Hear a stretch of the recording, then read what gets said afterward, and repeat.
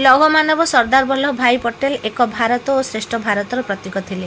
राष्ट्रभक्त जातीयतावादी और अखंड भारत गठन में सरदार भूमिका चिर अमर कर रखिथिबो बोली कहिसेंती पुरी लोकसभा सांसद डाक्टर संबित पात्र।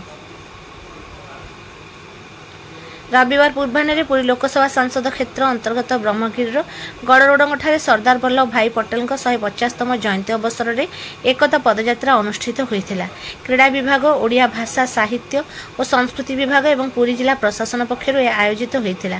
एहाकु सांसद डाक्टर पात्रଙ୍କ सह ब्रह्मगिरी विधायिका उपासना महापात्र, जिलापाल दिव्यज्योति परिडा, एसपी प्रतीक सिंह प्रमुख उद्घाटन करने सह पदयात्रा रे सामिल होइथिले। महाप्रभु जगन्नाथ प्रतिमूर्ति, सरदार वल्लभ भाई फटोचित्र, बक्सी जगबंधु प्रतिमूर्ति अतिथि माने माल्यार्पण करथिले। सांसद डाक्टर पात्र और विधायिका श्रीमती महापात्र सरदार पटेल स्मृतिचारण करने पर पदयात्रा कालिकाबाड़ी छक, ढाबा छक दे केरांडिया हेलीपैड पड़िया पहुंची।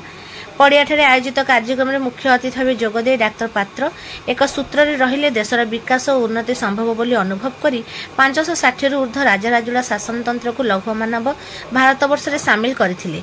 विशेषकर हैदराबाद, जम्मू काश्मीर और जूनागढ़ गड़जात को मिश्रण कराइबारे सरदार प्रमुख भूमिका नेइथिले। सरदार वीरत्व, देशप्रेम और साहस को सम्मान जणाई वल्लभ भाई को आदर्श मानुवा प्रधानमंत्री मोदी सरदार वल्लभ भाई पटेल प्रतिमूर्ति प्रतिष्ठा करथिले, जेउथिरे देशर प्रतिटी ग्रामरु संगृहित लुहा व्यवहृत होइतिला। चलित वर्ष मध्य वंदे मातरम संगीतर 150 वर्ष पूर्ति को सरकार पालन करुछंती। कारण यह संगीत मध्य भारतर एकता और संहतिर उदाहरण बोली कहवा सह बक्सी जगबंधु वीर माटीरू यह पदयात्रा तांको प्रति मध्य अनन्य श्रद्धांजलि बोली कहिथिले। लौह मानवଙ୍କ जीवन आमको आदर्श उन्नत राष्ट्र निर्माण प्रेरणा दिए। ब्रह्मगिरी मध्य वीर पाइक माटी संग्रामी माटीरू आरंभ ही पदयात्रा पई से समस्त को धन्यवाद जणाइथिले। अतिरिक्त जिलापाल प्रशासन शरद चंद्र बेहेरा समस्त को स्वागत करथिले। सूचना और लोक संपर्क उपनिर्देशक संतोष कुमार सेठी कार्यक्रम संचालन करने सह आत्मनिर्भर भारतर शपथ पाठ कराइथिले। पूर्वरु अतिथि माने सरदार पटेल फटोचित्र में माल्यार्पण और प्रदीप प्रज्वलन करथिले। यह अवसर में वंदे मातरम संगीत परिवेषण करा जायतिला। कार्यक्रम में जिला क्रीड़ा अधिकारी चंदन कुमार साहू, संस्कृति अधिकारी हेमंत बेहेरा प्रमुख उपस्थित थिले। पूर्वर अनुष्ठित विविध प्रतियोगितार कृति प्रतियोगी और कलाकार मानक अतिथि माने पुरस्कृत करथिले। शेषे वीडियो मनीषा षडंगी धन्यवाद अर्पण करथिले।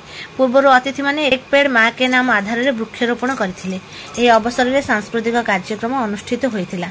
यह अवसर में एक एकता रथ परिभ्रमण मध्य करथिला।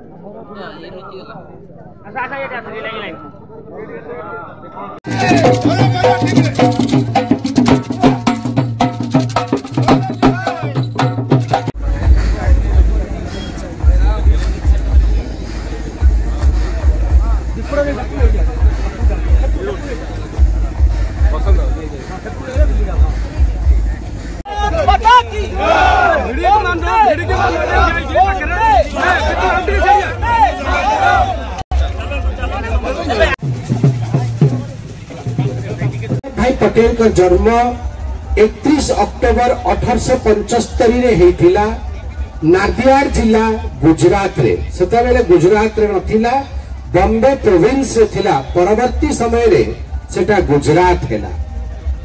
सरदार वल्लभ भाई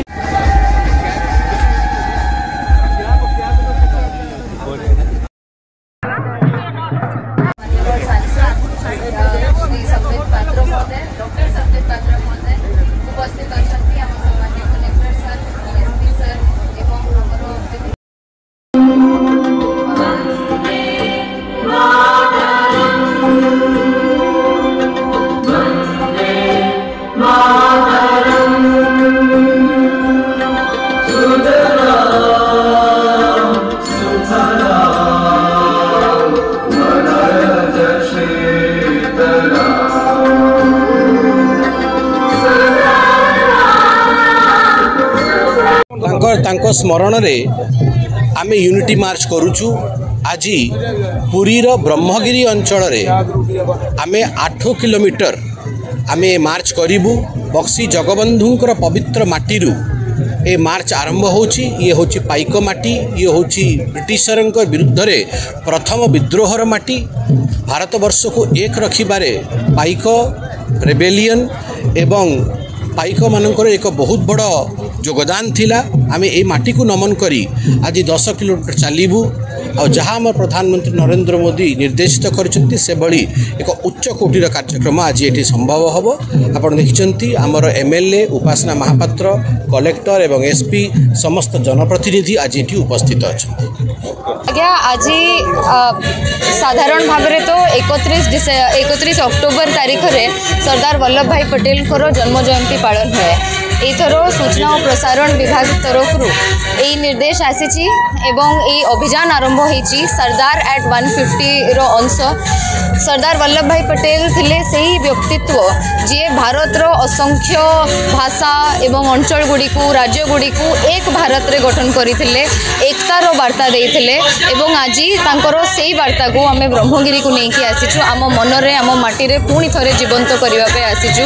एठी प्रशासनिक अधिकारी मानक ठारू आरंभ करिकी पुलिस बंधु माने आम गाँ गहली रो समस्ते आसीचंती एवं एई एकतार वार्ता आमे एथि पई देबा को चाहूछु कारण एठी गोटे उद्देश्य मध्य अछि। जेतेबेले सरकार एवं जनता समस्ते एकत्रित हुअंती, जेतेबेले वरिष्ठ एवं कनिष्ठ, पुरुष एवं महिला, मत्स्यजीवी एवं चाषी समाज रो सबु वर्गर लोके एक हुअंती, एक भारत रो सशक्त भारत रो से स्वप्न जो आम पूर्वपुरुष माने देखिथिले आ से स्वप्न पई लढिथिले सेटा निहाती भाबरे साकार हुए। कोन वार्ता देबा आज युव समाज को मध्य यही वार्ता देवार अच्छी कि आमे समस्ते जदि एक रहिबा ताले ही सशक्त हो पारिबा एवं भारत रो जहाँ स्वप्न आमर अच्छी जो विकसित भारत रो परिकल्पना आमे करूछु एवं जो आत्मनिर्भर भारत रो परिकल्पना करूछु से सबू आमे कांधरे कांध मिलेकी मिलीमिशिकी ही हासिल करि परिबो।